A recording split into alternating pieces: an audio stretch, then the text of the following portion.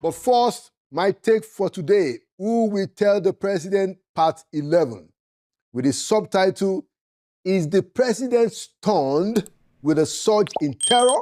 It's a question. Let's give it to him. President Bola Ahmed Tinubu has a vision.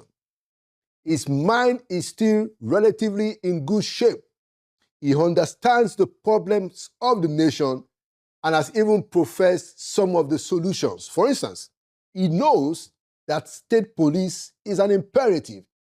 In some instances, he has been bullish in trying to implement difficult but needed reforms where his predecessors dittered, even at the risk of his own perception of hypocrisy because of his past partisan views, such as his condemnation of the removal of subsidy by former President Jonathan Goodluck. You remember what he said then.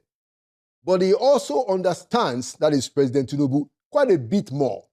For instance, he understands that the federal government should be better in the management of its finances and that Nigeria ought to make more money and that we have to have a more value-driven economic policies in place.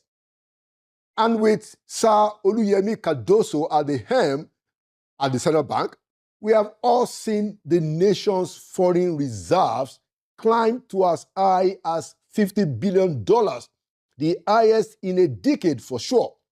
While CBN is equally resolving many of the imposed and corruption-laden crises of foreign exchange all at once. And so there are things to say kudos to. Still on CBN, CBN has in fact now redeemed the country from the failure and the forest crisis that was dumped carelessly on this country by Mr. Godwin Emefiele and his shadowy cabal that ridiculed Nigeria with a financial assault, which I'm sure bookmakers won't forget in a hurry. He has even professed that we are aiming for a $1 trillion economy by 2030. Now, the president knows that Nigerian workers needed to have a living wage.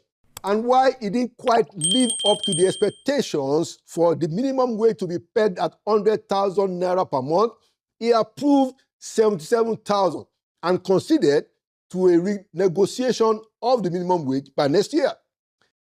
But who will tell Mr. President that the problem with some of the good narratives above is that insecurity makes a nonsense of all of them?